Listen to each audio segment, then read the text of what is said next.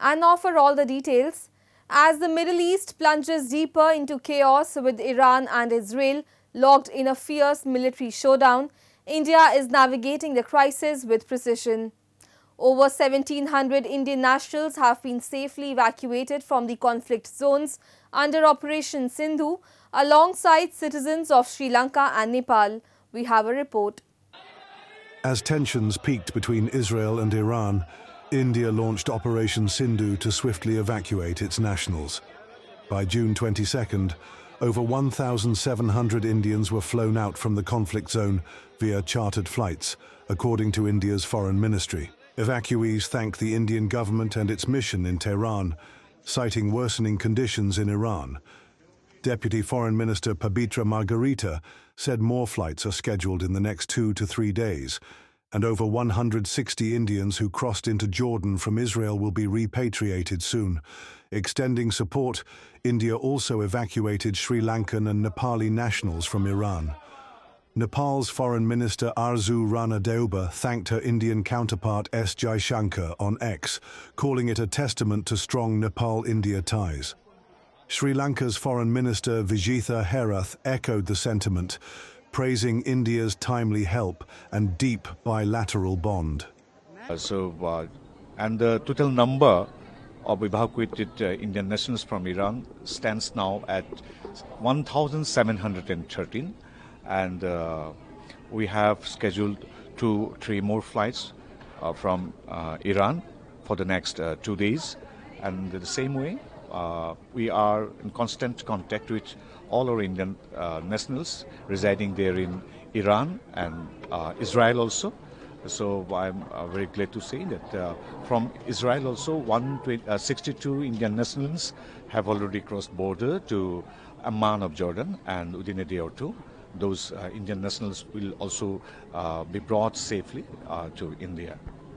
बहुत अच्छा काम किया इंडियन गवर्नमेंट ने, मोदी जी ने, हमारी इंडियन एम्बेसी ने। जितने भी वहाँ लोग फंसे हुए हैं, स्टूडेंट फंसे हुए हैं, कम से कम वहाँ 10,000 स्टूडेंट है, और सबको मोदी जी निकाल रहे हैं। और जितने भी वहाँ लोग घूमने गए हैं, ज़ायरीन हैं, जो वहाँ के लोग इंडिया के वहाँ रहते हैं, सबको मोदी जी बहुत अच्छे से निकाल रहे हैं। किसी का कोई रुपया नहीं लग रहा है, सबको रहने के लिए बहुत अच्छा होटल दे रहे हैं, बहुत बढ़िया खाना दे रहे हैं, बहुत ही लाजवाब सिस्टम है। As the Iran-Israel conflict escalates with the US bombing nuclear sites in Iran, Tehran has said it will close the Strait of Hormuz, a key global energy choke point. Around 20% of global oil and 25% of LNG pass through this route. However, India's Petroleum Minister Hardeep Singh Puri said the impact on India will be minimal, citing diversified crude import sources and ample reserves. We had diversified the sources of supply, and out of the 5.5 million barrels of crude oil that India consumes daily, about 1.5 and 2 million only come through the Straits of Hormuz. We import roughly 4 million barrels through other routes, and our companies, the oil marketing companies, have enough stocks. Most of them have stocks up to 3 weeks. One of them has in fact 25 days stocks.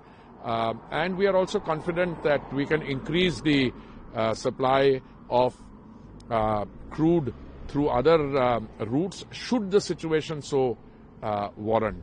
Tel Aviv and Tehran have been in conflict for 11 days after Israel launched strikes on Iranian nuclear facilities, command centers, missile sites and oil depots over suspicions of nuclear weapon development.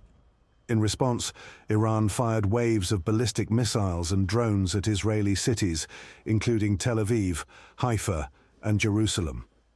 Tensions spiked over the weekend as the US bombed 3 Iranian nuclear sites, with President Trump claiming they were obliterated. Maintaining neutrality, New Delhi has urged restraint, with PM Modi speaking to both Israeli PM Netanyahu and Iranian President Pezeshkian to push for dialogue and de-escalation.